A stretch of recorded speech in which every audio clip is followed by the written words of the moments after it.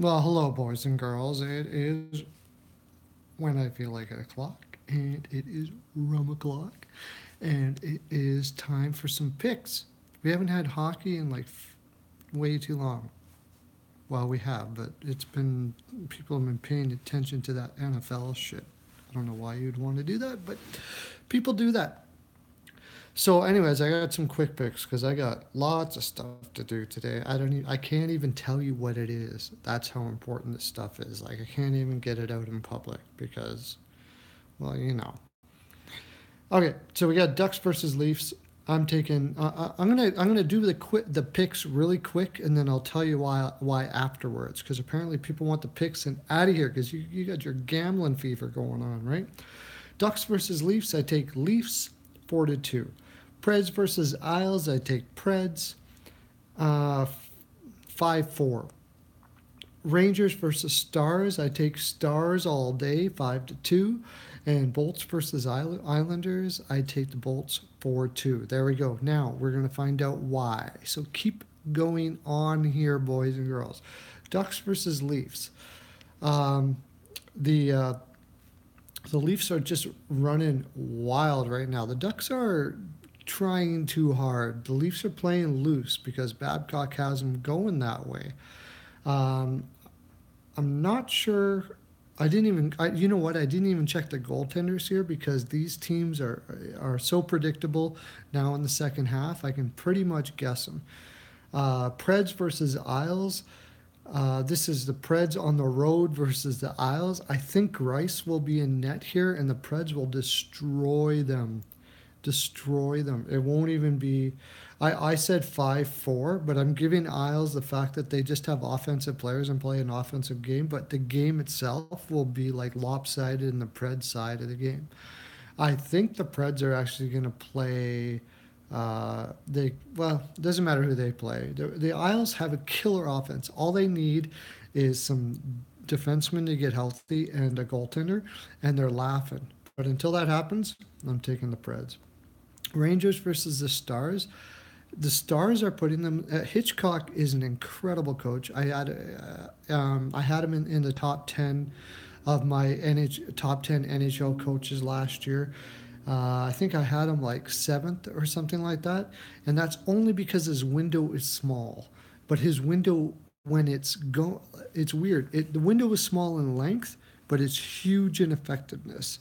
And he has these guys running. I would not be surprised at all if the Stars are in the finals this year in the playoffs. He has them running that good. And against a Rangers team who their management has pretty much mailed it in, yeah, you got to take the Stars. The Rangers, I don't even think are going to make the playoffs now this year, and I don't even think that they care that management cares if they make the playoffs this year. They're on kind of a rebuild. They won't be very long. They brought in some good young players, but they realize that they're a bubble team, and Sather doesn't give a shit about bubble teams, so he doesn't care. He's going to sell off a bunch of stuff, and they're barely going to make it if they make it at all. Bolts versus the Oilers.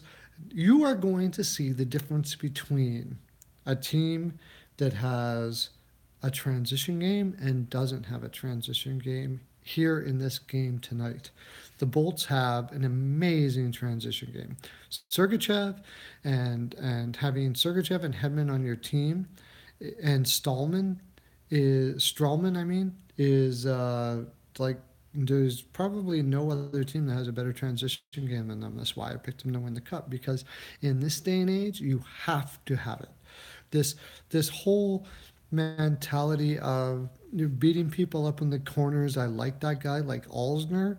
Doesn't work nowadays, boys and girls. I don't care how much you like the looks of it. It doesn't work. You can't just pass the puck up the boards and hope to hell that somebody gets it in the neutral zone. You know why? Because you have an interference rule now. Back in the day, you could do that. You could use some interference. You could grind it out in the neutral zone and get the puck. But nowadays, you can't do it anymore. You have to have guys that can pass up the middle. Yes, like for instance, Gardner in Toronto. Everybody, oh, he gives out the puck, or Yandel in Florida. Oh, he gives up the puck too much.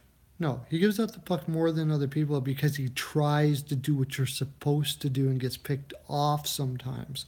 Guys like freaking Larson that they picked up for Hull in Edmonton, Adam Larson that just passes the puck up the boards unless they have a cleft bomb they could get the puck to.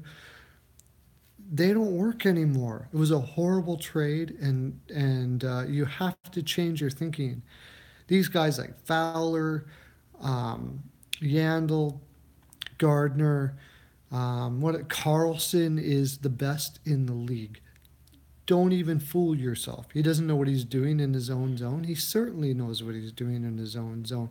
Does he cheat to the offense? Yeah, to a certain degree he does, but he does it better than anybody else in the NHL, and so does Burns. And that is the kind of defenseman that is the future of the NHL, like it or not. Live with it, because it's the way it is. Anyways, those are my four picks. I'm going to be back into the 80, 90 percentile for the rest of the year. You can pretty much bank on that. So bet with my picks. I got to go now, boys and girls. Make sure you're staying well lubed. Timmy's Body Lube, it's the best there. I said it.